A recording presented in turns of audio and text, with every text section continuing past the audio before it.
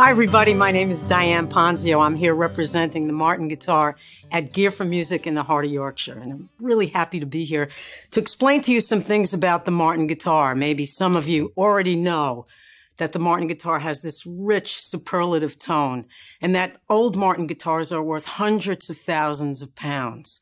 They seem to last forever.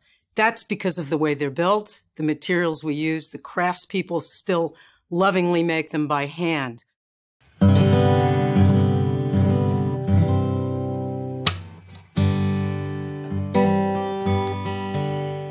One of the first big changes in the guitar design happened in 1929.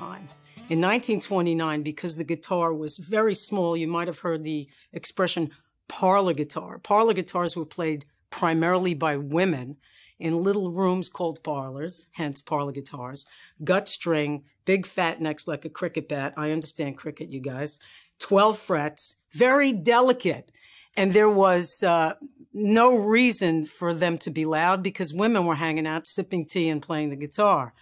But a musical fad in America in the 1920s made Martin change that design. The musical fad was the performances given by the most popular music of the day in the 1920s in America, the banjo and mandolin orchestra. Now try to get your head around that because I always consider it the first heavy metal. 10 banjo players and 10 mandolin players going at it.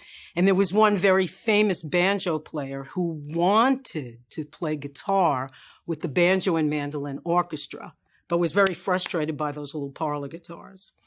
But because all music was acoustic and there were no amps or PAs, he actually begged the Martin Company, and he was famous, so they listened to him, to make him a guitar that would play like a banjo. So in 1929, they designed a guitar for a banjo player to play with the banjo and mandolin orchestra. And because he was going to play with that orchestra, they nicknamed the guitar the Orchestra model. In 1929, Martin Guitar came up with the OM orchestra model, Style 28, which designates, and I'll get to that in a minute, the woods. Now, this guitar, we now call this guitar basically a small body guitar. But in 1929, this was like a mariachi guitar and the first real steel string guitar that became a standard. The most amazing aspect of this guitar was it was the first standard steel string guitar to be attached the neck and the body at the 14th fret. This became a standard in the industry. Almost every acoustic guitar today copies that 14th fret neck attachment. So let's talk about the other sizes. For example, this is an OM orchestra model. It's tight-waisted and old style. At the turn of the century, of course, the last century, the guitars were very small, and they actually were called size O. As they became bigger, Martin just added an O to indicate that the guitar was growing bigger. So it was O, double O, triple O. Now a triple O, O, this is the guitar Eric Clapton plays. So this is a guitar that you know and love and have associated when you've seen him play on MTV Unplugged. That shape is actually the same shape as the orchestra model. The difference being that the orchestra model is really a preferable guitar for fingerstyle players because there's a little bit more space here, width at the nut, and the scale length is just slightly longer. This is why John Mayer loves the orchestra model. He can bend the notes. Lawrence Juber loves the orchestra model. Paul Simon loves the orchestra model. Dreadnoughts, of course, have been the choice of everybody from Johnny Cash to Neil Young.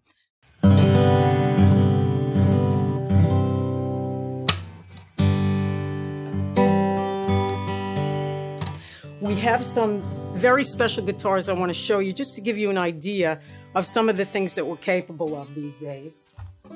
Here's a triple O. Okay, so this is the old style tapered shape. This is actually completely made of genuine South American mahogany. Back, sides, top. Neck, of course, our necks are hand carved. The bridge and the fingerboard are Indian rosewood. And the guitar has a different voice because it's mahogany. Now, I got to tell you, One time, Martin asked George Martin, the fifth Beatle, to design a Martin guitar. And he spec'd the guitar with back and sides of mahogany. And the reason being that mahogany is very clear-voiced, and when you record it, you basically set everything flat and you're home and hosed. Whereas rosewood is very warm and bassy, the traditional big, bassy, harmonic tones.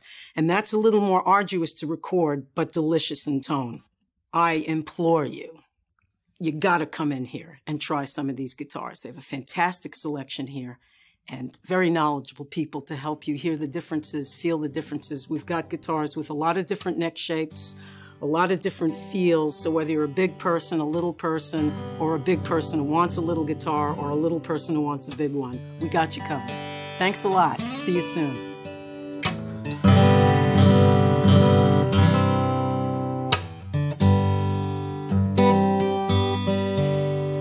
These are my special day plates. They're not for any ordinary occasion. Maybe soon we'll use them for sure, but for now you'll just have to wait.